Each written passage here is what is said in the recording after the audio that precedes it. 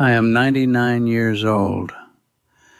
There's a soup can on the shelf behind me, Campbell's chicken noodle, both ends cut out with a P38 opener, little hole punched in the side, rusted, almost black now.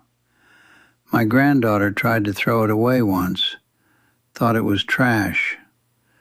I told her to put it back. She gave me that look grandchildren give you when they think you've gone senile. She doesn't know what that can did. Nobody in my family does. That soup can kill 112 men in 5 days.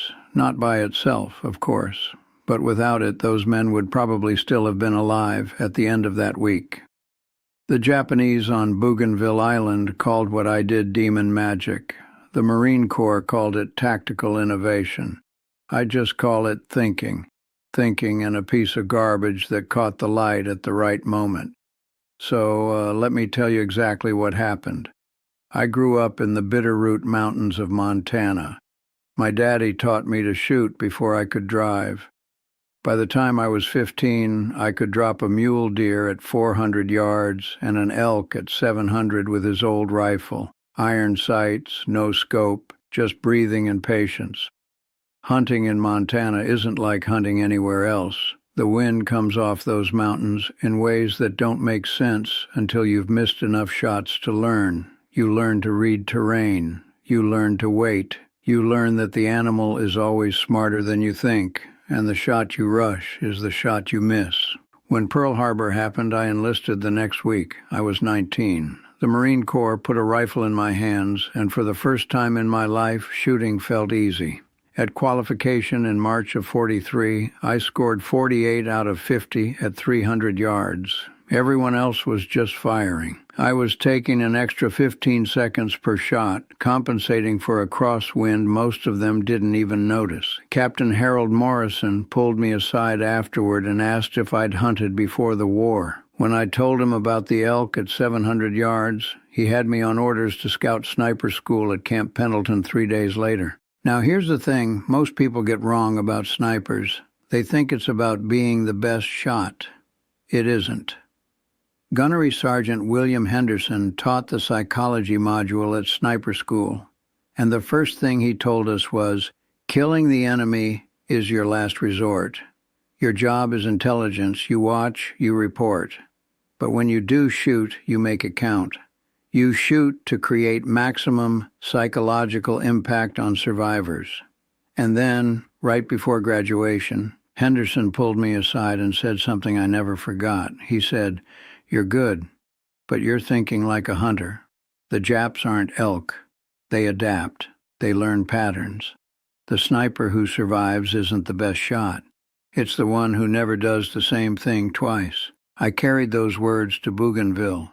We landed at Empress Augusta Bay on November 1st, 1943, 14,000 Marines establishing a perimeter in the worst terrain you can imagine, dense jungle. You couldn't see 30 feet in front of you, and the Japanese had perfected concealment. Their snipers fired from platforms 60 feet up in the trees, camouflaged so well that our counter-sniper teams couldn't find them. They were killing 3 to 5 of our men every single day. My first week was standard infantry fighting, hard, close, brutal.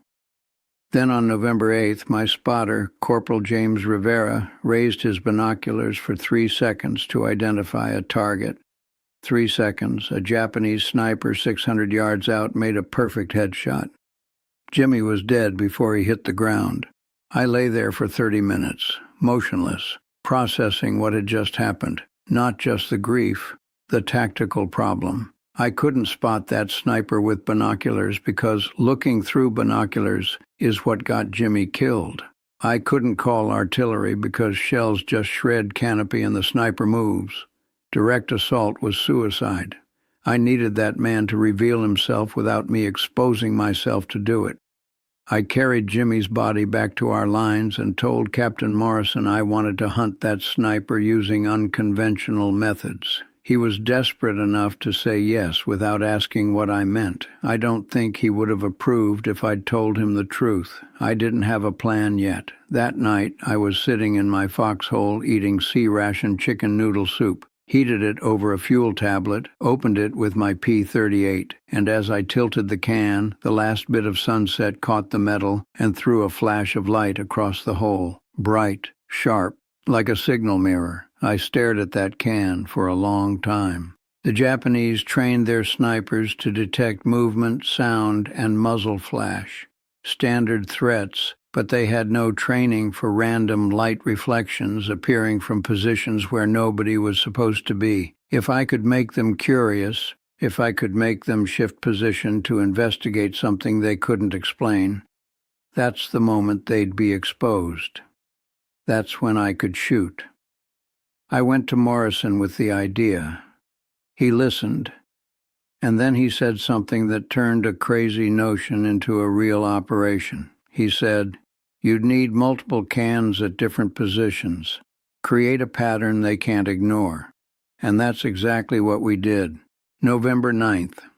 Before dawn, I planted 5 soup cans on stakes at different spots overlooking a clearing the Japanese used for movement between positions. Each can angled to catch morning sun. I rigged a string system so I could adjust them remotely, tilt each one to create a flash, then stop it. From 300 yards behind the front line, I started my light show. First flash, 3 seconds, then dark. 30 seconds later, a flash from a different can, then a third. For 20 minutes, nothing happened. The jungle just sat there. I waited the way I'd waited for elk in Montana, still patient, knowing that sooner or later, an animal that can't explain what it's seeing will move to get a better look. And then a Japanese soldier stepped partially out of the tree line. He raised binoculars to find the source of those flashes. He thought we were using mirrors for tactical communication. At 480 yards, I put a round through his chest. I pulled out immediately, moved 300 yards south, left the cans where they were. 30 minutes later, Japanese mortars dropped over 50 rounds on the area around those soup cans. They assumed the sniper had to be near the light source. They were shooting at garbage. I was already setting up my next position 90 degrees away from where they were looking. That afternoon, I refined the technique, punched holes in specific spots to create different reflection patterns, painted some cans with mud to control which surfaces flashed. I developed what I called gambits, the command post gambit, soup cans creating light patterns that looked like American tactical communication. The patrol signal gambit, flashes suggesting coordinated troop movement. The artillery observer simulation, flashes that looked like forward observers marking targets. Every gambit played on Japanese fears. They couldn't afford to ignore potential threats. So they investigated, and investigating meant exposure, and exposure meant death. By November 10th, I had 9 confirmed kills, but I hadn't gotten the one I wanted. The sniper who killed Jimmy Rivera. I'd located his tree, 700 yards east of our lines, a big tree with at least 3 different concealed platforms connected by hidden walkways. This man was exceptional. Perfect fire discipline, never fired from the same position twice. Everything Henderson had warned me about. Standard soup can tricks wouldn't work on him. He was too good. He'd recognize simple deception. I needed to offer him something he couldn't resist. And I realized Japanese snipers weren't just shooters. They were intelligence gatherers. They documented American positions, equipment, troop strength. So I had to give him intelligence gold.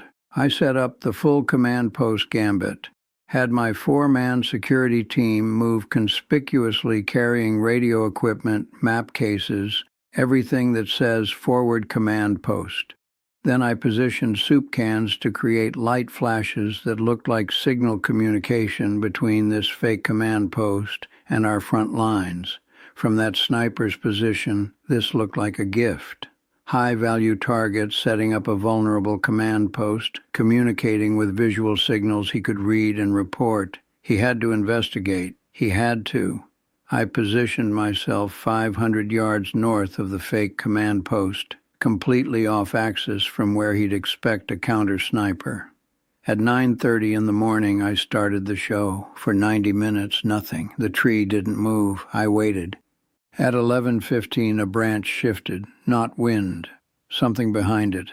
I scanned with my 8-power inertial scope and found it at 11:23, a 15-inch opening in the foliage, positioned for a perfect view of my fake command post. As I watched, the opening darkened slightly. Someone had moved behind it. At 11:27, a rifle barrel emerged, 6 inches of steel, steadying to take a shot at Americans who weren't really there. He was lining up on soup cans and theater. Range, 712 yards. Wind, 8 miles per hour from the southeast. I held 2 feet right and aimed 30 inches high to compensate for drop. I fired, 2 seconds of flight time. The round passed through that 15-inch opening and struck him in the head. Through my scope, I watched the rifle barrel drop. Then his body fell through the branches, crashing through the platforms he'd built and hit the ground. The man who killed Jimmy Rivera was dead, killed by soup cans, sunlight, and patience.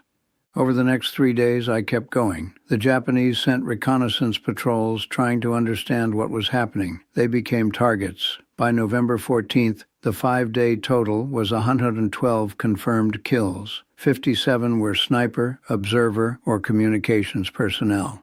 19 were officers or senior enlisted. An estimated 300 enemy man-hours were wasted investigating false light signatures. A captured Japanese diary said, "The Americans employed demon magic. Light appears from nowhere, drawing our men into death. I no longer trust my eyes." Major Yamamoto, the Japanese battalion commander in my sector, wrote in his war diary that the American demon sniper had destroyed his battalion's effectiveness. 23 men killed investigating inexplicable phenomena. Officers afraid to expose themselves. Morale collapsed. 3 days later, Yamamoto was dead too. In January 1944, they pulled me off the line and sent me back to Camp Pendleton as an instructor. I spent the rest of the war training over 400 Marine snipers. I taught them what Henderson taught me, but I added the part Henderson couldn't have known. I told every class the same thing. The rifle is just a tool. Your real weapon is creativity. The enemy trains to counter known threats. Your job is to become an unknown threat. I received the Navy Cross. I came home to Montana in November of '45, and for the next 40 years, I taught high school math and coached football. My students knew me as a patient man who always pushed them to think differently about problems.